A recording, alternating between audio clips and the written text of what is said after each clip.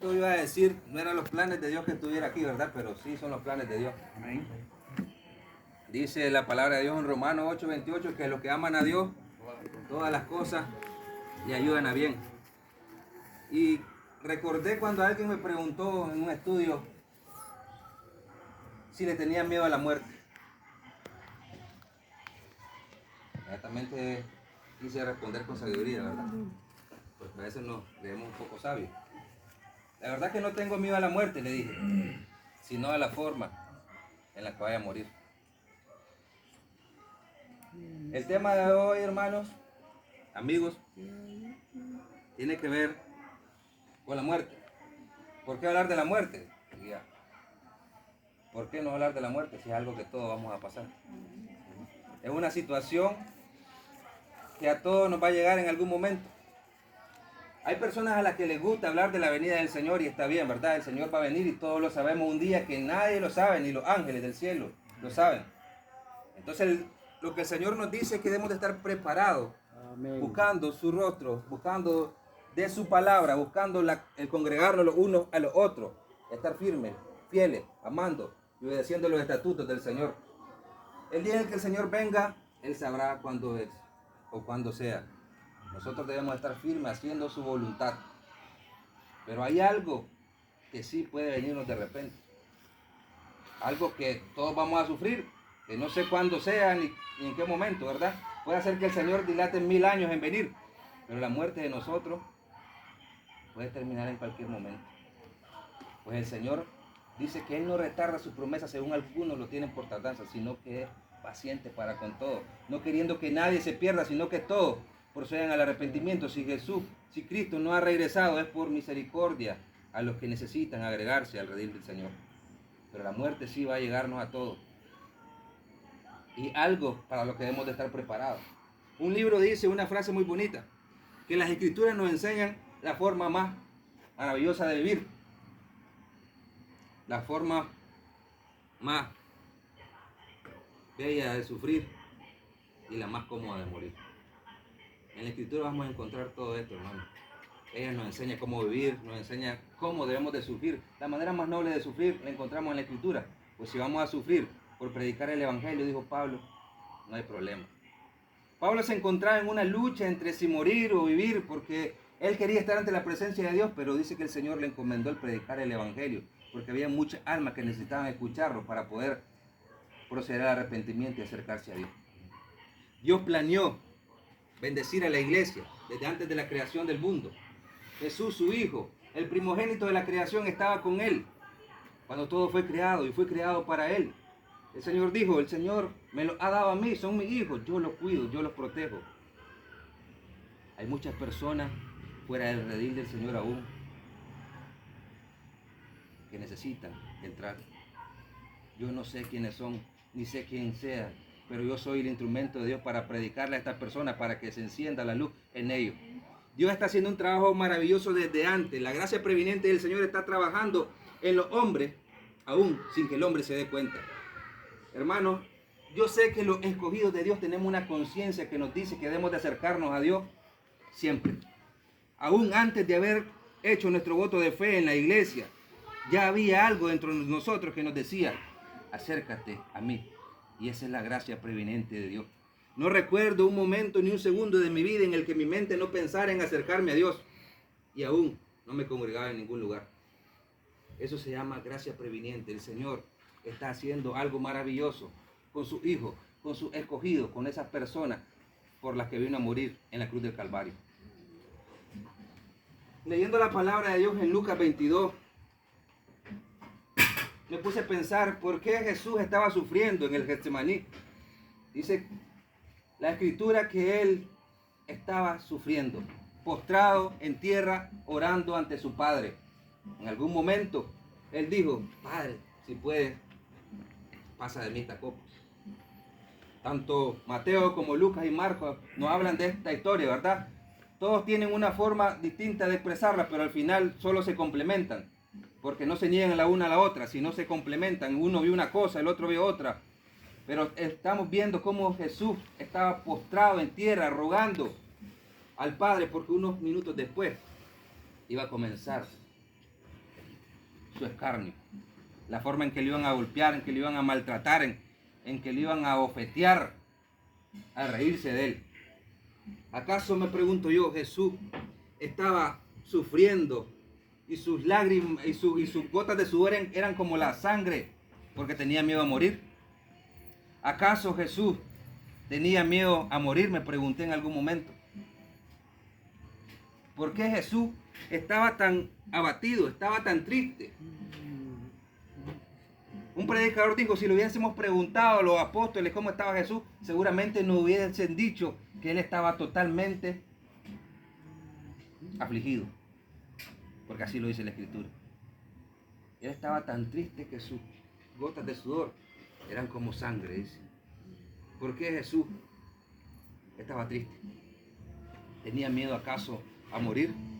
¿Tiene usted miedo a morir?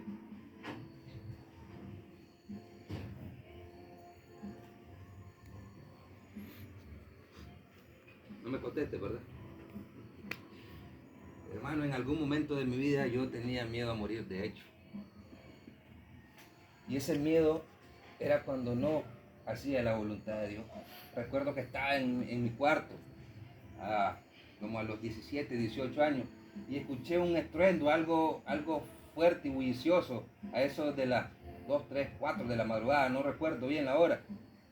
Pero lo que hice fue salir corriendo, a ver si estaba mi mamá o mi papá ahí, si no se lo había llevado el Señor. Tenía miedo que el Señor viniera y yo quedarme, pero nunca me puse a pensar que podía morir el día siguiente. Es que estamos pensando en la venida del Señor, pero es que la muerte puede llegar primero. Entonces debemos de acercarnos a Dios. Jesús, me pregunto, estaba en el Getsemaní llorando porque tenía miedo a la muerte. Encontramos en la Escritura hombres que predicaban el Evangelio, como Pedro, como Pablo, Juan, Esteban. Dice que fue apedreado, lo mataron a pedrazo. Sufrió, pero estoy seguro que no tenía miedo a morir. Porque si él hubiera tenido miedo a morir, no hubiera dado la cátedra que dio ese día ante los religiosos de ese entonces. Les comenzó a hablar desde la Escritura, desde Génesis, hasta donde ellos conocían. Les habló tanto y tan maravillosamente que no aguantaron y no soportaron que un joven tuviera tanto conocimiento y lo terminaron apedreando por lo que él hacía era agradar a Dios a través de la predicación. Ahí estaba Pablo a los pies cuando perseguía a la iglesia, viendo cómo murió Esteban.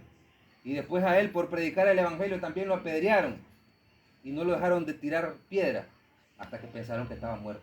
Lo sacaron y lo tiraron fuera de la ciudad. Los discípulos se acercaron a él y él se levantó y siguió predicando. ¿Acaso Pablo dejó de predicar porque lo acabaron de matar? ¿Tenía miedo acaso él predicar el Evangelio por miedo a morir? No, ¿verdad? Aún estando a unos minutos de morir, él lo que quería era seguir escudriñando los rollos, las Escrituras. Hasta a unos minutos de que le cortaran la cabeza y él solo quería agradar a Dios. Sufrió como hombre, pero no tenía miedo a morir. Pablo dijo, porque para mí el vivir es Cristo y el morir es ganancia. Entonces, ¿por qué Jesús lloraba el Getsemaní? Él dice que le dijo al Señor en 3 ocasiones, si puede, pasa de mí esta copa, pero no se haga mi voluntad, sino la tuya. De hecho, Jesús estaba en la condición de hombre. Muchas personas comienzan a ver si Jesús era real o si no era real, si fue un niño o si no fue un niño. Pero lo sorprendente aquí es que era un Dios habitando en un cuerpo de hombre. Un Dios que rezagó todo su poder para habitar en un cuerpo de hombre. Era hombre y era Dios. Sufrió como hombre. Pudo haber usado su poder para no sufrir, pero sufrió. Eso es algo que no podemos entender, pero es la realidad. El Dios eterno, que dice que es uno, pero a la vez tres, es algo que no podemos entender tan fácilmente. Dios y su pluralidad. Él es Dios Y es Padre, Hijo y Espíritu Santo. Han estado juntos desde siempre. Desde siempre. Quisiera poder explicarles, hermanos, la Trinidad de Dios. Pero la verdadera fe se basa en entender la Escritura como Dios lo ha dicho. Y si Él ha dicho que Él es un Dios trino, tengo que creerlo y no ir en contra de lo que Él dice. Mi mente y mi capacidad humana no pueden explicarle a ustedes cómo es la manera en la que Él es un Dios trino. Solamente puedo creerlo por fe, porque la fe es la certeza de lo que se espera y la convicción de lo que no se ve. Hombres que sirvieron a Dios por la fe no se comenzaron a preguntar o a ver si era real o no. Simplemente adoraron a Dios por ser tan divino, tan maravilloso y tan grande. Hoy las personas se enfocan en el hecho de quién fue Juan. Quieren saber quiénes son los 2 olivos, cosas así. Pero hermanos, lo que debemos de enfocarnos es en saber que la grandeza y la excelencia solo le pertenece a Dios. No importa quién fue Moisés, no importa quién fue Job, lo que importa es a quién adoraban ellos. Ahora Jesús está ahí, la segunda persona de la Trinidad, sufriendo. ¿Por qué?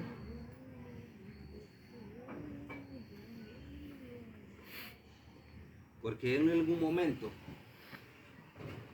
iba a tener que separarse de su padre. La copa de ira que él le decía a su padre, que si pudiera pasarla de él, tenía que ser derramada por el Hijo. Él iba a sufrir todo nuestro dolor. Iba a llevar encima de él todos nuestros pecados. Me maravillo cuando recuerdo cómo Jesús perdonaba, sanaba, hacía maravillas y le decían, ¿que acaso vos tenés potestad de perdonar pecados? Sí, tenía potestad. Cuando le llevaron a la mujer adúltera a sus pies para ver qué hacía con ella, ¿qué hizo Jesús? La perdonó y le dijo, vete y no peques más. ¿Por qué? La perdonó Jesús. ¿Era acaso esta mujer inocente? No, no lo era. Jesús dijo, esta mujer yo voy a pagar con mi vida por ella. Yo voy a pagar con mi vida por Antonio, por Gilberto. Así que voy a perdonar a quien yo quiera y cuando quiera y a la hora que quiera. Porque yo voy a dar mi vida por ella. Así que tengo el poder y la potestad para perdonar a quien yo quiera. Y ahí estaba Jesús sufriendo, no porque tenía miedo a morir, sino porque, como dice la cuarta palabra, Elí, Elí, lama sabactani. Dios mío, ¿por qué me has desamparado? Tuvo que separarse el Padre del Hijo. Pues sabemos que no tiene ninguna relación la luz con la tiniebla, ni el pecado con el bien. El Padre tuvo que apartar la mirada del Hijo, porque la naturaleza de su Hijo se había convertido en una naturaleza pecaminosa, pues llevaba encima de él el pecado de ustedes, el mío, el de las personas del pasado, las personas del futuro y de todo el ser humano existente que existirá y que ya dejó de existir. Él no tenía miedo a la muerte, tenía miedo a la separación de su Padre. Así, hermanos, yo sinceramente no tengo miedo a la muerte. Tengo miedo al no poder estar en la gloria con mi Padre. Puede hacer que sufra en la tierra, pero el sufrimiento más grande, decía un pastor, es saber que estás en el infierno y que Dios está ahí, pero no está contigo. El sufrimiento más lamentable y más grande es saber que el Dios inmutable está ahí. Y si Él dice que no va a cambiar, no va a cambiar nunca. Y si ya fui condenado yo, no va a cambiar el Dios primero. Así que la palabra de Dios dice, venid a mí mientras estoy cercano. Mientras estoy a la puerta, vengan a mí. Porque es la oportunidad. Mientras tenemos vida, tenemos oportunidad. El punto, hermano, es no tengamos miedo a morir. Luchemos cada día por poder vivir para Cristo. Una vez me invitaron, no me invitaron, me pusieron a dirigir una vela. Y fue la vez que más nervios me dio. Porque frente de mí una cantidad de gente llorando y yo no hallaba ni qué decir. Lo único que les dije fue, no podemos hacer nada para traer a su familia. Solo podemos hacer algo para que ustedes puedan ir a él. Y es predicar el evangelio de la paz y de la salvación. Y que reciban a Cristo como su Salvador. Creo que la preocupación aquí debería ser si vamos a morir con Cristo o si vamos a morir sin Cristo. Yo quiero morir con mi Padre siempre. Amén. Para poder estar allá en la gloria con Él. Gloria pues la muerte solamente es una puerta para vivir eternamente. Y yo quisiera poder abrirlo un día para poder estar ante la presencia del Señor. Amén. Dios les bendiga a todos. Amén. Voy a invitarles a que estemos de pie. Vamos a tener una oración.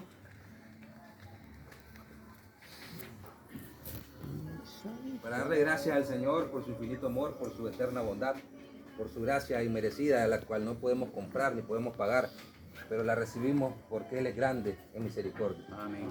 Señor, te alabamos y te glorificamos, Padre.